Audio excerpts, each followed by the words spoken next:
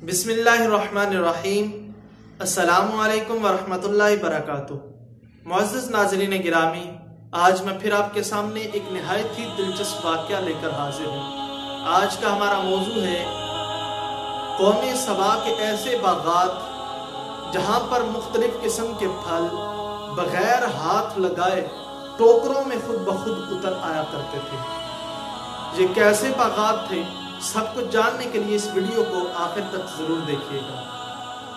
कौम सबा ये अरब की एक मशहूर कौम है और इनकी बस्ती यमन के शहर सनआ से 6 मील के फासले पर वाक़ थी और ये निहायत ही खुशहाल कौम थी। अल्लाह तबारक व तआला ने इनको तरह तरह की नेमतों से नवाजा था। इतनी नेमतें अता फरमाई और ऐसे कसीर बागात अता फरमाए कि जो पुरअसरार बागात थे। कैसे बागात थे कि जब इनके नीचे से कोई शख्स टोकरा लेकर गुजरता था तो मुख्तलिफ किस्म के फल खुद ब खुद टोकरों में भर जाया करते थे और उसे हाथ लगाने की भी जरूरत पेश न आया करती थी। अलगर्ज ये कह लीजिए कि ये कौम बिल्कुल ही खुशहाल और बिल्कुल फारिग थी। कोई किसी किस्म की इनको जहमत नहीं करनी पड़ती थी। इतनी खुशहाली के बावजूद और इतनी नेमतें अता होने के बावजूद इन्होंने अल्लाह तबारक व तआला के कई अंबिया को झुटलाया। अल्लाह तबारक व तआला ने यके बाद दीगरे 13 अंबिया कराम को इनकी तबलीग के लिए भेजा, इनकी रहनुमाई के लिए भेजा, लेकिन इस कौम ने तमाम नबियों को झुठला दिया। और बल्कि यहां तक कि इस कौम का जो बादशाह था उसका नाम हम्माद था, तो उसका बेटा फौत हो गया। उसने आसमान की तरफ थूक कर अपने कुफ्र का ऐलान कर दिया और ऐलान कुफ्र की तबलीग शुरू कर दी। जो शख्स कुफर कर लेता वो ठीक बच जाता, जो कुफर ना करता उसे कत्ल कर देता।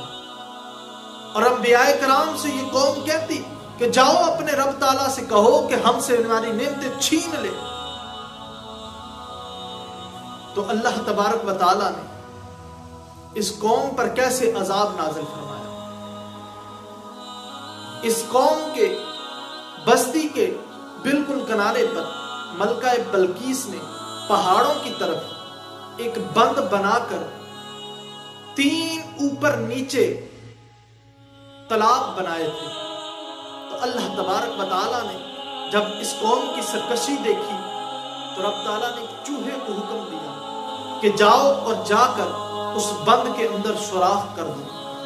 चूहे ने एक मामूली सा बंद के अंदर सुराख कर दिया, जो पानी की तेज रफ्तारी की वजह से बढ़ता बढ़ता यहां तक इतना बड़ा शगाफ हो गया कि यकदम नागहां तौर पर सैलाब आ गया और वो दीवार टूट गई, वो बंद टूट गया और सैलाब ऐसा आया कि पूरी बस्ती तहस नहस हो गई और वो लोग बांसुरियां बजा रहे थे और रब ताला ने उनको गर्क कर दिया और वो पूरी बस्ती रेत के तले तोंतों के नीचे दब गई। तो हमें इस वाक़े से इबरत हासिल करनी चाहिए। अल्लाह तबारक व तआला ने हम पर भी तरह तरह के एहसान फरमाए हैं, फिर भी हम रब ताला की नेमतों का शुक्र अदा नहीं करते। हमें हर वक्त रब ताला की नेमतों का शुक्र अदा करते रहना चाहिए और उसके अहकामात की पैरवी करते रहना चाहिए।